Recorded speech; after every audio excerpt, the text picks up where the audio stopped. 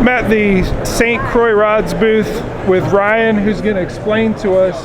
We've upgraded this rod here, the Legend Xtreme. I have lots of these rods, but he's telling me now that they're 28% more sensitive than the ones that I own. You got it. You got it. How do you do that? Like, what's the metric of 28% of what? Okay. Got it. So what I'll explain is I'm not going to let the cat completely out of the bag because we've got a lot of really cool stuff going up in Park Falls right now, but it's all about the transfer of energy. The transfer of energy from the tip to where the reel seat is. That's where your hand is, and that's where you feel what's going on down there, okay?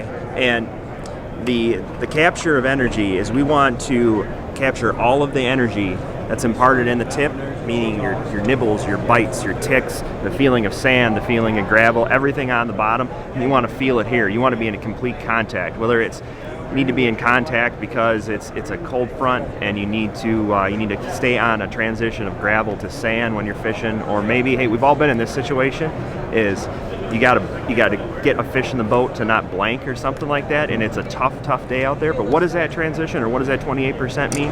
It means that this rod is 28% more efficient than the previous version of transmitting energy from this tip out here to right here. And how can I tell you that? How can I tell you that and be confident? It's that we have the ability to test this completely and prove it to ourselves that we have built right here the most sensitive rod in our lineup in Park Falls. So I know just looking at it, I actually grabbed one of the spinning rods right off, and I'm looking at the guide foot right there. That's not metal. That's the carbon to carbon connection right there. It's carbon fiber guide foot, which keeps it lightweight and also transfers. You got it. Yeah. Energy. Talk a little bit about the arc of the line through the guides, how that.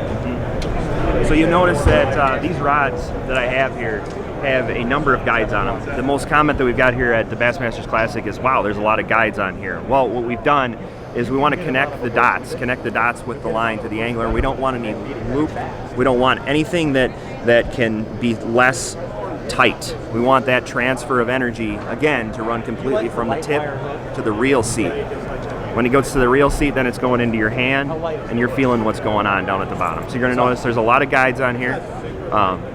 It's kind of one of the things that steps out because of the weight of these guides, the lack thereof weight.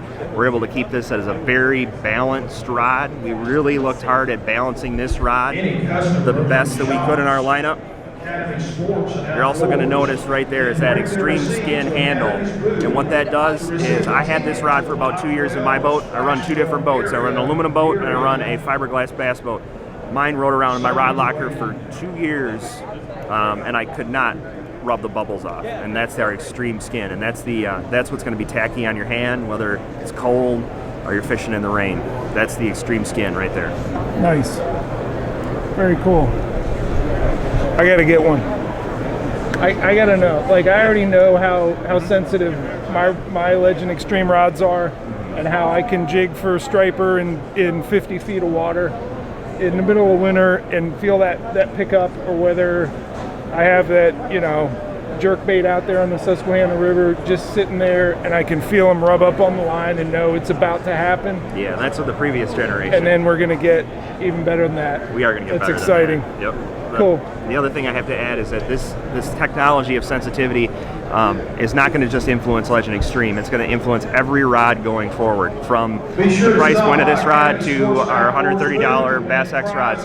Everything that we do is going to be influenced by this technology. The technology was not developed just for this rod. Every rod we develop going forward will be influenced by this technology. Academy Sports and Outdoors, booth 2307. So I ran into Craig Dye here at the St. Croix booth, and I asked him to grab his favorite rod and really explain why you use that particular rod and what presentations you're doing with it. Okay. All right, guys, we're here, Bassmaster Classic, and I'm at St. Croix booth. Let me tell you what. This is why I'm here. This is why I love St. Croix rods. The first rod I ever got from them was the Legend Glass cranking rod. And I'm a big fan of the 6'10" medium, And I love cranking. Everybody knows I love to throw crankbaits. All right, so here's the deal. When throwing crankbaits, the trick is that reaction bite. You want that square bill or that DT or whatever crankbait to bounce off the rock, bounce off the wood. And also, when they eat it, you don't want them to throw the bait. So having a fiberglass rod really helps that. So this right here is the 6'10" moderate Legend glass. And this is my #1 pick for all crankbaits, but I also throw chatterbaits and spinnerbaits sometimes on a glass rod. Sometimes, you know, that little bit softer tip and having that delay, you know, in a sense, really helps keep the fish hooked and keeps that bait, you know, from getting hung in the cover. So you guys, go check it out, Legend Glass Crank. So Christine Fisher is here at the St. Croix booth as well, and she's going to talk to us about your favorite St. Croix rod, the sweeper spinnerbait rod. Sweeper spinnerbait. Yeah, I actually use this for throwing the jack handlers. Yeah. It's a good rod for that. It is, yeah, absolutely. So the Super Spinnerbait, you guys, it's in the Legend Tournament family. This is a 7-foot, medium-heavy, moderate fast rod. I absolutely love this rod. It's my go-to for throwing a spinnerbait. I actually do occasionally throw a bladed jig on it as well if I'm throwing it around wood. But this is an awesome parabolic blend, so the rod loads up extremely nice when you're throwing a spinnerbait, even a bladed jig, and it casts like a dream. I can skip with it really well. It is in my arsenal all the time. Helped me cash a check here in the Logan Martin tournament, and it's always one that's going to be in my rotation. So clearly St. Croix has a lot of great kayak anglers, really good sticks in the game, and Jamie Dennison is for sure one of them. Jamie, show us what your favorite St. Croix rod is. My favorite St. Croix rod is the Legend X 711 heavy, moderate fast. I couple that with a Shimano Calais. I spool that up with 65-pound braid, and I always have a jig or a half-ounce tungsten with a creature bait tied to the end of it. You will find 2 of them in my kayak at all times, and I'll alternate between the jig and the creature bait. And it's just one of those things I don't leave home without. It's just something I gotta have. It's just my confidence bait, my go-to rod, my security blanket, if you will. Gotcha. Now that's a really long rod. Why do you like all that extra length? Well, sometimes I will make a long cast, and the long rod enables me to take up that slack, to move that line really efficiently, to really get that hook buried in that hook's mouth and the fish's mouth with minimal effort. I prefer that long rod just for that. Right. What about this rod gives it the great sensitivity you need for feeling what could be subtle bites with those baits? Well, for one, it has titanium torsite eyes. That guide train is amazing. It really lets that transfer from the line to the guide to the line in your hands. It's just all well built and put together, and it transfers right to you. As you can see, it's the blank through the guide, through the reel seat, and it just all transfers right to your hand. I prefer the 2-piece cord.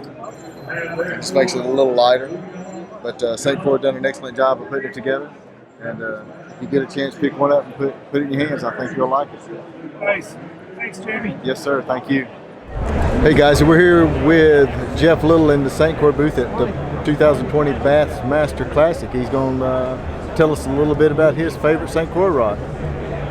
So I started fishing crankbaits on glass rods, and they're great because you can cast them a long ways. The rod loads very well because it's a moderate action blank. But I learned at some point that I really value a moderate rod that loads well and that actually keeps a treble hook bait like a jerk bait or crankbait fish hooked because of that, the bend of the rod deep into the blank. But I also want the sensitivity, and this rod does it. This is the St. Croix Legend Tournament Big Cranker. This one's my favorite. It's great for fishing jerk baits up on the Susquehanna River. I can put this thing out in current, and when the smallmouth in 37-degree water start rubbing up on that suspending Lucky Craft Pointer 100, I know that they're messing with it. I know that they're right there on top of it. If I'm throwing a big deep diving crankbait out on the reservoir, And as I'm bringing that in, I can feel that the diving bill chiseling and hitting, you know, whether it's pea gravel or sand or clay bottom. I know that it's those bottoms because I can feel it because of the sensitivity of this SC4 blank. So that certainly factors into the pattern development, knowing that, hey, I caught the last 3 on, you know, I could feel it coming up a chunk rock bank and then dropping off out into open water, and then it got smashed. That way I know, you know, all right, I'm looking for those drop-offs at the edge that have chunk rock right up to the edge, or whatever it is. So you don't have to give up sensitivity by having a moderate action if you go with the St. Croix Big Cranker. That's my favorite St. Croix rod. Jeff, are you throwing that on monofilament or fluorocarbon? Or? So I have most of my rods are spooled up with 20-pound Power Pro, and then I'll put a fluorocarbon leader, usually about 12-pound test. If I get into the heavier cover, if I'm really throwing a square bill, you know, into laydowns and really trying to dig it down in there, I'll jump up to 20-pound fluorocarbon as a leader, probably about 6 feet of the fluorocarbon leader. If it's really clear and I'm doing suspending jerkbait, I'll drop down to maybe a 10-pound fluorocarbon. Good question, man. Thank you, Jeff. Thank you, guys. Great.